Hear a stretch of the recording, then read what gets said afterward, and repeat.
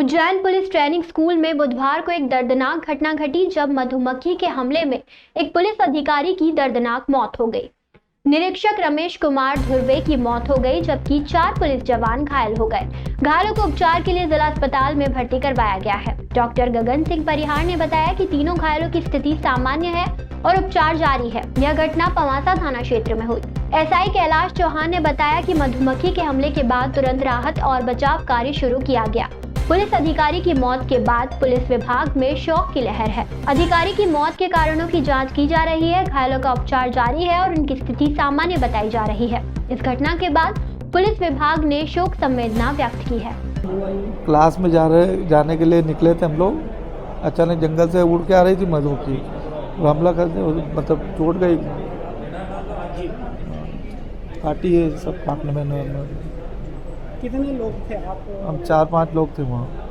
तो छत्ता वहीं पर था या कहीं नहीं, से बाहर से आई थी वो उड़ के। हाँ, क्या कुछ संभलने का आपको मौका मिला? नहीं मिला? कैसा मिला? क्या साहब ने मेरे को तो वो बेड शीट दे दी तो सिर ढक लिया तो और बच गया मैं।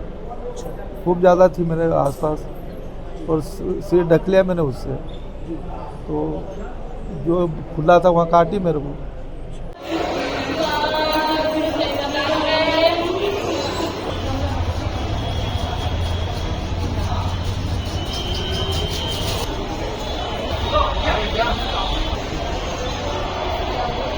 4 लोगों को मधुमक्खी के हमले के उपरांत इलाज के लिए लाया गया था।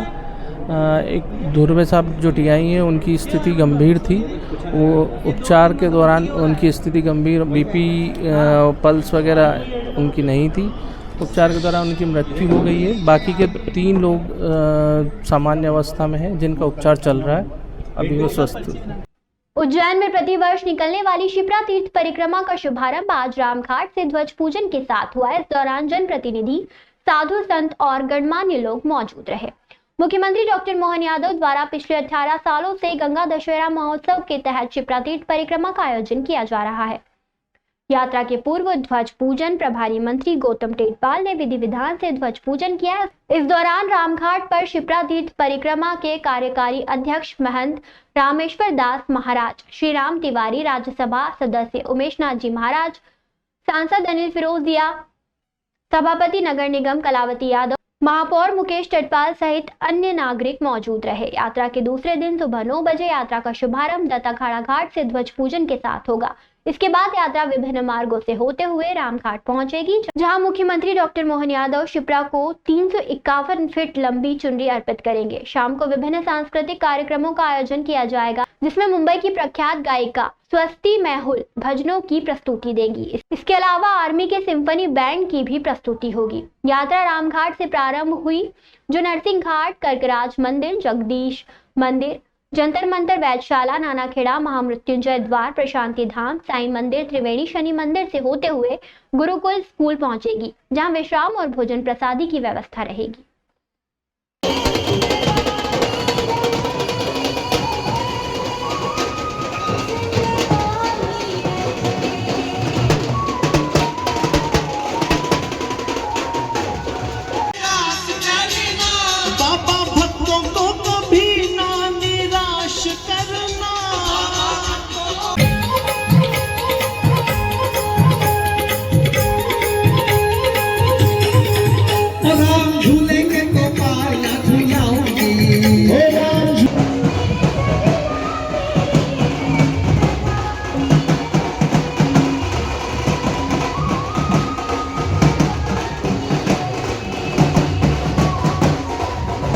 अवसर पर मां शिप्रा जी की पावन परिक्रमा लगाकर मां शिप्रा जी के निर्मल जल को स्वच्छता का संकल्प लेकर के और सभी घाटों का निर्माण लेकर के आज से 18 साल पहले मध्य प्रदेश के यशस्वी मुख्यमंत्री डॉक्टर मोहन यादव जी ने शिप्रा जी की परिक्रमा का कार्य प्रारंभ किया था।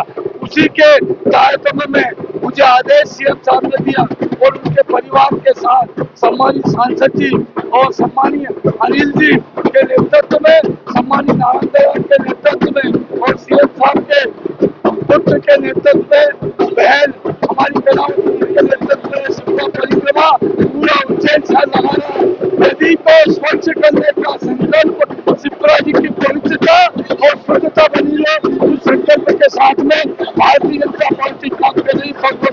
उज्जैनी तीर्थ पर मोक्षदायिनी मां शिप्रा के पावन तट पर शिप्रा गंगा दशहरा महोत्सव का दिव्य आयोजन यहाँ पर आयोजित किया जा रहा है।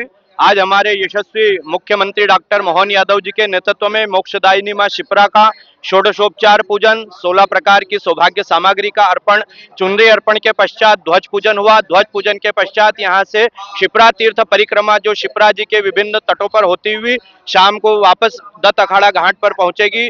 दूर दूर से श्रद्धालु यहाँ पर आए हैं। साथ ही यह संदेश दिया जा रहा है कि शिप्रा माता के प्रति हम हमारी आस्था रखें, उसको स्वच्छ रखें, किसी प्रकार का उनमें प्रदूषण न करें।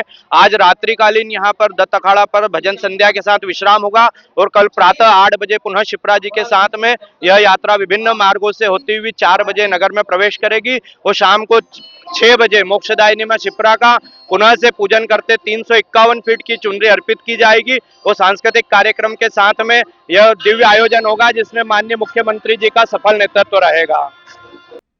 उज्जैन के फ्रीगंज स्थित त्रिलोकेश्वर महादेव मंदिर में गर्मी के दिनों में एक अनोखी परंपरा का पालन किया जा रहा है। यहाँ भक्त भगवान को शीतलता प्रदान करने के लिए बर्फ का उपयोग करते हैं। इस मंदिर में शिवलिंग को बर्फ से ढका जाता है ताकि भगवान को गर्मी से राहत मिल सके। भक्तों का मानना है कि इस मंदिर में दर्शन और पूजन करने से उनकी अर्जी बाबा महाकाल के दरबार में लग जाती है और उनकी सभी मनोकामनाएं पूरी हो जाती हैं। त्रिलोकेश्वर महादेव मंदिर उज्जैन के फ्रीगंज में स्थित है और इसकी स्थापना पुराने पंडित जी त्रिवेदी ने कराई थी। नियमित दर्शनार्थी प्रोफेसर हरि मोहन भदौरिया ने बताया कि इस मंदिर में दर्शन मात्र से ही उनकी सभी मनोकामनाएं पूरी हो जाती हैं। उन्होंने कहा कि गर्मी के दिनों में बर्फ से शिवलिंग को ढकने की परंपरा अद्वितीय है और भगवान को शीतलता प्रदान करने का एक सुंदर तरीका है। त्रिलोकेश्वर महादेव मंदिर में भगवान शिव की पूजा अर्चना की जाती है और गर्मी के दिनों में बर्फ से शिवलिंग को ढका जाता है। भक्तों की मान्यता है कि इस मंदिर में दर्शन और पूजन करने से उनकी सभी मनोकामनाएं पूरी हो जाती हैं। बंसल जी, ये अपनी अवंतिका नगरी है। इसमें बाबा महाकालेश्वर का मंदिर तो है ही, पर 84 महादेव की भी स्थापना है और उसके साथ भी और भी कई 84 महादेव हैं जो स्थान स्थान पर ऐसे शिवलिंग के रूप में स्थापित किए गए हैं और जिनको बड़ी भारी मान्यता प्राप्त है। यहाँ फ्रीगंज में इसको शिव मंदिर के नाम से जाना जाता है और इसके एक पुराने पंडित जी थे त्रिवेदी जी, उन्होंने अपने प्रयास से ये मंदिर का निर्माण कराया। पूरे फ्रीगंज के व्यापारियों ने, बहुत सारे लोग भक्तों ने, और आज ये फ्रीगंज में बिल्कुल उतनी ही महत्ता प्राप्त है जैसे वहाँ बाबा महाकालेश्वर की। कोई वहाँ तक नहीं जा पाते क्योंकि आजकल बड़ा काफ़ी वहाँ पहुँचने में व्यवधान होता है, तो बहुत सारे भक्त यहीं आकर के पूजा वगैरह कराते हैं। तो जो पंडित जी त्रिवेदी थे उनके बेटे यहाँ सारा कार्य संभाले हैं। त्रिकालेश्वर मंदिर कहलाता है ये। ऐसे यहाँ पर इस गर्मी के दिनों में भी लगता है कि हाँ भाई बाबा को कहीं गर्मी न लगे। जल की धारा तो चलती ही रहती है, इतने भक्त आते हैं सुबह से शाम तक कि भयंकर। सोमवार के दिन तो आज तो रविवार है, कल देखिए आप जो वहाँ भीड़ रहती है बाबा महाकालेश्वर मंदिर में, वही भीड़ यहाँ पर पूरे परिवेश में पूरे। और हम तो प्रत्यक्ष उदाहरण है, सोमवार को भी आते हैं और हर दिन प्रतिदिन जब भी यहाँ से निकलते हैं यहाँ पूजन करते हैं और हमें बाबा का पूरा आशीर्वाद मिलता है। हमें ही नहीं, जितने भी भक्तगण आते हैं बड़े विधि विधान के साथ। अभी भी एक जोड़ा पूरा पूजन कर रहा था विधि विधान के साथ, दूध से, दही से, शहद से। उज्जैन के ग्राम सुवासा स्थित सहकारिता संस्था में बड़े पैमाने पर किसानों के साथ धोखाधड़ी और घोटाले का मामला सामने आया है। संस्था के कर्मचारियों द्वारा किसानों से पैसा लेकर फर्जी रसीदें देने और खातों में राशि जमा न करने का आरोप लगाते हुए सैकड़ों किसानों ने मंगलवार को जन सुनवाई के दौरान उज्जैन कलेक्टर कार्यालय पहुंचे और कलेक्टर रोशन सिंह को ज्ञापन सौंपा। किसानों का आरोप है कि सहकारिता संस्था सुवासा के कर्मचारी कुबेर चौधरी और रवि पाटीदार ने उनसे खाद, बीज और अन्य जरूरी सामान के लिए राशि वसूली, लेकिन उस पैसे की न तो कोई अधिकृत रसीद दी और न ही वह रकम किसानों के खाते में जमा हुई। उल्टा किसानों को बकायेदार घोषित कर दिया गया, जिससे वे न केवल आर्थिक रूप से परेशान हुए बल्कि आगामी कृषि सीजन में सरकारी योजनाओं से भी वंचित रह सकते हैं। किसानों ने सहकारिता संस्था के मुख्य अधिकारी DR पाणकर पर भी मिलीभगत का आरोप लगाया और मांग की है कि पूरे मामले की निष्पक्ष जांच किसी अन्य वरिष्ठ अधिकारी से करवाई जाए। इसमें हमारे दादाजी का खाता था जिसमें से 2.5 लाख रुपए समथिंग पैसे अकाउंट में पड़े हुए थे, जो कि उनके देहांत होने शांत होने के बाद वो पेमेंट निकाल लिया गया। हमने पूछा तो उन्होंने बोला कि ये तो खाद ले लिया था, नहीं ले लिया था, उसमें हमने काट लिया, जो कि ये इंगोरिया सोसाइटी का मामला है, सुवासा सोसाइटी का मामला है। यहाँ पे आए ज्ञापन दिया, यहाँ लगभग हम 150 किसान अभी आए हैं। इसका निराकरण चाहते हैं कि भाई हमने जो न्याय मिले, जो पेमेंट हमने लिए ही नहीं वो कैसे जमा करें। इसी वजह से हमारे खाते सभी बिगड़े हुए हैं। वो हमारा खाता बिगाड़ दिया और कि ये पेमेंट आपको जमा करना ही पड़ेगा। फर्जी रसीद साइन ही नहीं की उन्होंने, सील ही नहीं लगाया ना, वो हमें रसीद जमा की दे दी, जो कि हमने अभी नए मैडम जो आए थे उनको बताया तो उन्होंने बोला कि ये रसीद मान्य ही नहीं, जो कि वो लिखित में सहकारिता का है। पैसा जमा हुआ, पैसा नहीं हुआ, बाकी आ रहा है ना। किसानों ने बताया कि पहले भी खाद की कालाबाजारी के वीडियो वायरल हो चुके हैं, लेकिन अब तक कोई ठोस कार्रवाई नहीं हुई है। किसानों ने कलेक्टर रोशन सिंह से मांग की है कि मामले की जांच कर दोषियों के खिलाफ कार्रवाई की जाए और उन्हें उनका हक दिलाया जाए। किसानों का कहना है कि वे अपनी फसल की खेती के लिए सरकारी योजनाओं पर निर्भर हैं और इस तरह की धोखाधड़ी से उन्हें भारी नुकसान हो रहा है। देने हम काफ़ी संख्या में यहाँ किसान सुवासा सोसाइटी से आए हैं। सभी किसान बहुत पीड़ित हैं। सभी किसान अपनी अपनी रसीदें, अपने अपने आवेदन लेके माननीय कलेक्टर महोदय को ज्ञापन देने आए हैं। क्या मामला सुवासा सोसाइटी का था, जिसमें सहायक सेक्रेटरी कुबेर चौधरी और सेल्समैन रवि पाटीदार द्वारा, तीनों द्वारा काफ़ी घपला हुआ है। ये कितने ही सालों से घपला चल रहा है। इनको 2 बार सेवा से पृथक भी हो चुके हैं, फिर ये लग जाते हैं वापस। ने घपला किसानों से पैसे निकाल लेते हैं, खाते में रसीद भी नहीं देते हैं। उसके बाद में नकली साइन करके खाद की कालाबाजारी भी काफ़ी करी इन्होंने। कितने किसान? करीब 850 किसान सोसाइटी में हैं, उसमें से 530 किसान के आसपास इन तीनों से पीड़ित हैं। इसने कलेक्टर महोदय को अभी ज्ञापन हम सब ने मिलकर दिया है। कलेक्टर महोदय ने अभी संज्ञान में लेंगे और आश्वासन दिया है कि हम किसानों की सुनेंगे। आपका डिप्टी कलेक्टर रंजना पाटीदार ने बताया कि मामले की जांच के आदेश दिए गए हैं और दोषियों के खिलाफ कार्रवाई की जाएगी। उन्होंने कहा कि किसानों के साथ किसी भी तरह की धोखाधड़ी बर्दाश्त नहीं की जाएगी और उन्हें न्याय दिलाने के लिए हर संभव प्रयास किए जाएंगे। आप देख रहे हैं काफ़ी किसान यहाँ पर आए हुए हैं और ग्राम सुवासा की जो सोसाइटी है उसकी शिकायत कर रहे हैं। चूँकि अभी ये मामला संज्ञान में आया है, इसको हम कलेक्टर महोदय के संज्ञान में लाएंगे और उचित जांच के उपरांत जो भी कार्रवाई होगी नियमानुसार वो की जाएगी। उज्जैन के सरकारी अस्पताल के डॉक्टरों ने आज एक अनोखा कदम उठाया, जिससे पर्यावरण के प्रति जागरूकता बढ़ाने के लिए एक नया संदेश दिया गया। डॉक्टरों ने अपने घर से अस्पताल तक साइकिल से यात्रा की और पर्यावरण के प्रति जिम्मेदारी का प्रदर्शन किया। डॉक्टरों का यह कदम न केवल पर्यावरण के प्रति जागरूकता बढ़ाने के लिए महत्वपूर्ण है, बल्कि यह भी दर्शाता है कि स्वास्थ्य के क्षेत्र में काम करने वाले लोग भी पर्यावरण के प्रति जिम्मेदार हो सकते हैं। साइकिल चलाना न केवल पर्यावरण के लिए फायदेमंद है, बल्कि यह हमारे स्वास्थ्य के लिए भी अच्छा है। यह कदम लोगों को साइकिल चलाने और पर्यावरण को स्वच्छ रखने के लिए प्रेरित कर सकता है। डॉक्टरों ने अपने इस कदम के माध्यम से लोगों को यह संदेश दिया है कि वे अपने दैनिक जीवन में पर्यावरण के प्रति जिम्मेदार बने। इस पहल की सराहना करते हुए लोगों ने डॉक्टर्स के इस कदम को पर्यावरण के प्रति जागरूकता बढ़ाने के लिए एक अच्छा उदाहरण बताया है। डॉक्टरों का यह कदम निश्चित रूप से लोगों को पर्यावरण के प्रति जागरूक करने और उन्हें जिम्मेदार बनाने में मदद करेगा। साइकिल चलाने से न केवल पर्यावरण को लाभ होता है, बल्कि हमारे स्वास्थ्य के लिए भी फायदेमंद है। डॉक्टरों की यह कदम लोगों को स्वास्थ्य और पर्यावरण दोनों के लिए फायदेमंद विकल्प चुनने के लिए प्रेरित करेगा। आज विश्व साइकिल दिवस है। पूरे विश्व भर में साइकिल को महत्व देने के लिए ये दिवस मनाया जाता है। और साइकिल एक बेसिक चीज़ है। पहले भी अपन सब लोग साइकिल पे ही चलते थे।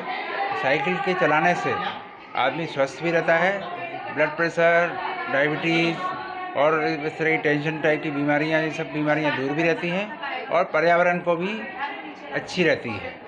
मेरा ये कहना है कि सभी लोग अगर साइकिल चलाएं, हफ्ते में 1 या 2 दिन भी चलाएंगे तो उससे बहुत अपने आप को भी फ़ायदा मिलेगा और हम कुछ पर्यावरण की भी सहायता कर सकेंगे। आज सभी डॉक्टर साइकिल से आए थे और हमने ये सोचा था कि हफ्ते में 1 दिन कम से कम साइकिल से हम लोग आने की कोशिश करेंगे, क्योंकि दिन में ट्रैफिक बहुत ज़्यादा हो जाता है। तो हमारी सरकार से ये मांग है कि साइकिल की एक अलग से एक लेन हो, जैसे सभी जगह होता है बड़ी सिटी में। अपने यहाँ स्मार्ट सिटी बन रही है तो उसमें एक प्रावधान है कि साइकिल की लेन होना चाहिए। जो दोनों तरफ फुटपाथ होते हैं उनमें से एक फुटपाथ साइकिल के लिए कर दी जाए, एक आदमी की चलने के लिए होता कर सकते हैं। तो ऐसा करने से बच्चे भी जो साइकिल से स्कूल जाते हैं उनके लिए भी आसान रहेगा, और जो लोग साइकिल से यात्रा करना चाहते हैं, एक जगह से दूसरी जगह जाना चाहते हैं, वो उनके लिए भी स्वस्थ आदत रहेगी। उज्जैन के गुरुद्वारा गुरु नानक घाट पर 8 दिवसीय गुरुमत कैंप आयोजित किया जा रहा है, जिसमें 5 राज्यों के 274 किशोर और युवा सिख संस्कृति और शस्त्र विद्या का परीक्षण ले रहे हैं।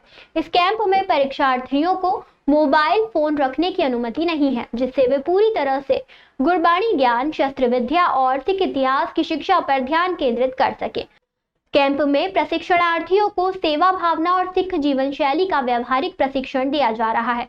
पंजाब से आए किरणजोत कौर ने बताया कि इस कैंप में सिख धर्म के साथ स्वयं को जानने का अवसर मिल रहा है। मध्य प्रदेश छत्तीसगढ़ केंद्रीय श्री गुरु सिंह सभा के अध्यक्ष हरपाल सिंह भाटिया ने बताया कि यह कैंप स्वर्गीय सुरेंद्र सिंह अरोरा की इच्छा पर आयोजित किया गया है। कैंप में 24 घंटे चिकित्सा सुविधा उपलब्ध है, जिससे प्रशिक्षणार्थियों की सेहत का ध्यान रखा जा सके। कैंप का संचालन डॉक्टर हरभजन सिंह पटियाला की अध्यक्षता में हो रहा है। कैंप की व्यवस्था में सुरजीत सिंह डंक, अवतार सिंह सैनी, जसविंदर सिंह ठकराल, बाबा तरलोचन सिंह, महेंद्र सिंह, कमलदीप सिंह और एसएस नारंग सेवाएं दे रहे हैं। ये सभी वरिष्ठ सदस्य कैंप को सफल बनाने में जुटे हुए हैं। बोले सो निहाल।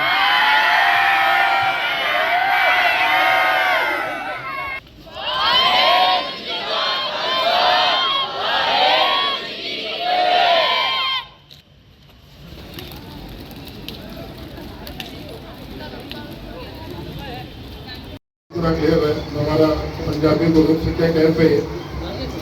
ये सुरेंद्र सिंह जी अरोरा, स्वर्गीय सुरेंद्र सिंह जी अरोरा जो हमारे महासचिव भी थे, उनकी इच्छा थी कि ये जो कैंप है, ये कैंप उज्जैन में हो। हम लोग पहले ये कैंप इंदौर में कर रहे थे, तो उनकी इच्छा थी कि यार ये मेरे रहते रहते ये कैंप उज्जैन में, हमने ये कैंप उज्जैन में लगाया। तो इस कैंप के बारे में आपको हमारे सुरजीत सिंह गुरेजा जी ने पूरा बता दिया है, मैं उसमें नहीं जाऊँगा। मैं इस संस्था में पिछले 5 साल से अध्यक्ष हूँ, और इंदौर में अभी हम लोग, मैं इलेक्शन 6 महीने पहले इलेक्शन जीता।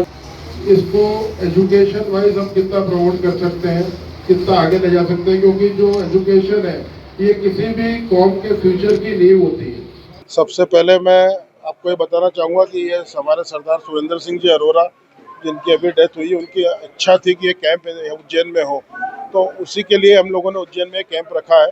इस कैंप के अंदर गुरुमुख शिक्षा, मतलब हमारे गुरुमुखी सिखाई जाती है, और इसके अलावा गुरु का इतिहास सिखाया जाता है, शस्त्र कला के बारे में नॉलेज दिया जाता है। तो ऐसे अभी करके 274 बच्चों ने इसमें पार्ट लिया है। 1 जून को ये स्टार्ट हुआ था और 8 जून को इसका समापन होगा। अभी बाकी जिस हिसाब से हम लोग फोकस कर रहे हैं, हमारा आगे भी हेल्थ और एजुकेशन पे फोकस है, और हम सारे प्रोग्राम इससे रिलेटेड ही कर रहे हैं। खाचरोद में डिजिटल क्रॉप सर्वेयरों ने एसडीएम और तहसीलदार को ज्ञापन सौंपकर अपने मनोदय की मांग की है।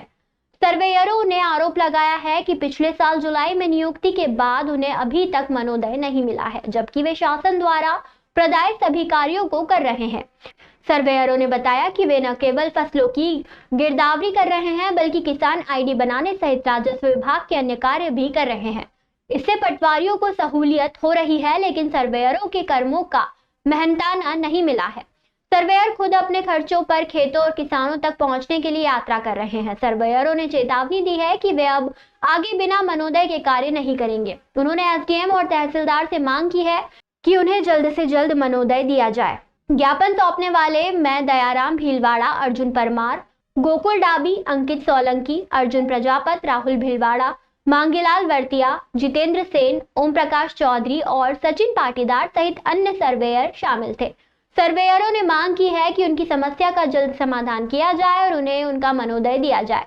उन्होंने चेतावनी दी है कि अगर उनकी मांग नहीं मानी गई तो वे आगे काम नहीं करेंगे। उज्जैन के बड़नगर में भाट पचलाना थाना क्षेत्र में आगामी ईद और अन्य त्योहारों के मद्देनजर शांति समिति की बैठक आयोजित की गई। इस बैठक में नवगत एसडीओपी आकांक्षा बिचोटे, नायब तहसीलदार गोयल, थाना प्रभारी सत्यम चौधरी, ग्राम के वरिष्ठ नागरिक, सामाजिक संगठन के पदाधिकारी और पत्रकार उपस्थित थे। नवगत एसडीओपी आकांक्षा बिचोटे ने शांति समिति के सदस्यों और सभी धार्मिक संगठनों से आग्रह किया कि आने वाले त्योहारों को शांतिपूर्वक तरीके से मनाया जाए। उन्होंने कहा कि अगर कोई सोशल मीडिया पर या अन्य मीडिया पर आपत्तिजनक संदेश डालता है तो तुरंत वरिष्ठ अधिकारियों या पुलिस को सूचित करें। इससे अपराधियों पर अंकुश लगाया जा सकेगा और किसी भी अपराधी को नहीं बख्शा जाएगा। बैठक में जिला पंचायत प्रतिनिधि अंतर सिंह देवड़ा, कसरोद मंडल अध्यक्ष विजय राज सिंह राठौर, राजू मिश्रा, रुणीजा श्याम माली, हुकुमचंद चौधरी, शाकिल शाह, जाकिर पटेल, रईस पटेल, मुन्ना शाह, मोहन सिंह सोलंकी, नितिन पंड्या और शंकर लाल बेरीवाल उपस्थित थे। सभी ने आगामी त्योहारों को शांतिपूर्वक मनाने और अपराध रोकने में सहयोग करने का संकल्प लिया। एसडीओपी आकांक्षा बिचोटे ने आमजन से अपील की है कि वे आगामी त्योहारों के दौरान शांति और सौहार्द बनाए रखें और किसी भी आपत्तिजनक गतिविधि की सूचना तुरंत पुलिस को दें। इससे क्षेत्र में शांति और सुरक्षा बनाए रखने में मदद मिलेगी। आज इनका जन्मदिन भी है। लक्ष्मी नारायण दक्षिण मंडल उपमहामंत्री।